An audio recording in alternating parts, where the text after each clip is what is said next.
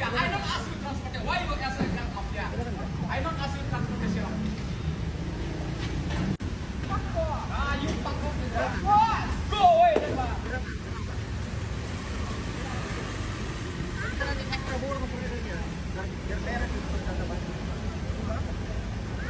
Belakangan ini ada satu video viral yang rasanya kembali membuka luka lama soal transportasi di Bali.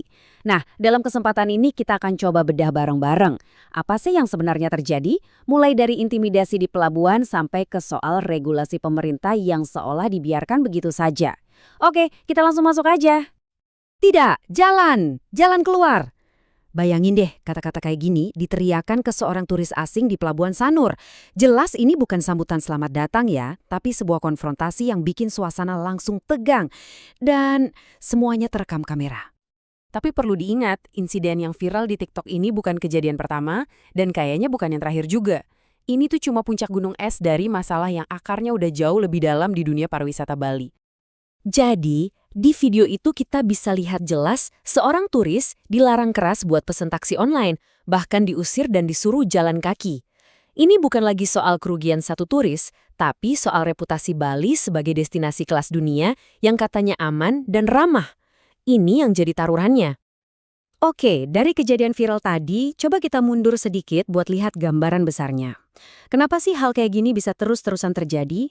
Nah, jawabannya ada di sebuah konsep yang dikenal dengan nama zona merah. Jadi, apa itu zona merah? Gampangnya gini, ini adalah area-area tertentu, contohnya ya Pelabuhan Sanur, Canggu, atau Kuta, di mana aplikasi taksi online itu dilarang buat jemput penumpang. Aturan ini memang nggak ada di hukum negara, tapi di lapangan, wah ini nyata banget. Buat turis, dampaknya jelas gak enak. Coba Anda bayangin, baru sampai, capek, bawa koper berat-berat. Harus jalan dulu ratusan meter keluar area, cuma buat bisa dijemput. Pilihannya jadi terbatas, antara pakai transportasi lokal yang harganya lebih mahal, atau ya siap-siap kena semprot. Terus kok bisa larangan gak resmi ini kuat banget penegakannya? Nah, salah satu kuncinya adalah pemakaian pararem atau aturan adat. Kelompok-kelompok lokal ini memakai pararem sebagai semacam landasan hukum tradisional buat melegitimasi aturan mereka, meskipun seringnya ya bertabrakan dengan aturan yang lebih tinggi. Lalu siapa sih yang ada di balik semua ini?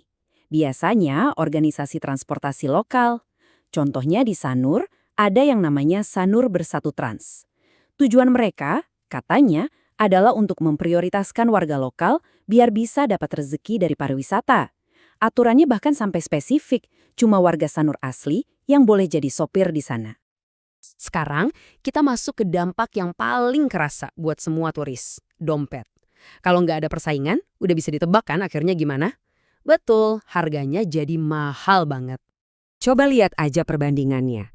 Untuk rute yang sama dari Pelabuhan Sanur, tarif taksi lokal yang ditawarkan itu bedanya bisa jauh banget dibanding aplikasi online.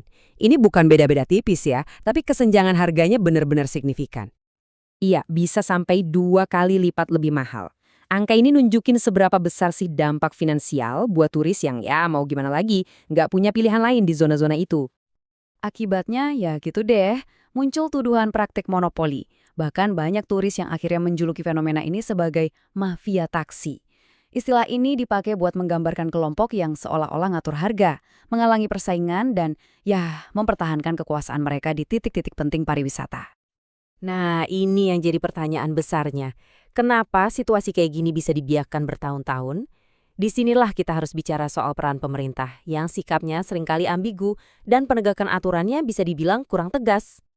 Ini dia poin kuncinya. Jawaban resmi dari pemerintah tuh biasanya diplomatis. Layanan online boleh beroperasi, asalkan bekerja sama. Tapi kata bekerja sama ini kan abu-abu banget. Bentuknya gimana? Aturannya apa? Tanpa panduan yang jelas, kalimat ini sama sekali nggak menyelesaikan masalah di lapangan.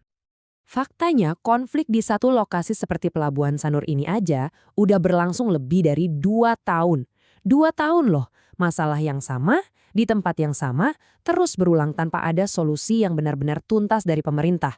Ini bukan masalah baru kemarin sore. Kalau kita lihat lini masanya, polanya jadi kelihatan. Ada pergub dari tahun 2019, tapi ternyata nggak efektif. Konflik terus panas selama bertahun-tahun. Dan baru setelah didesak sana-sini, perda baru akhirnya muncul. responsnya cenderung lambat dan reaktif. Jadi, disinilah letak kegagalannya. Regulasi yang ada, pengawasannya lemah. Tindakan yang diambil pun seringnya cuma respons sesaat, kayak pasang rambu setelah ada keributan.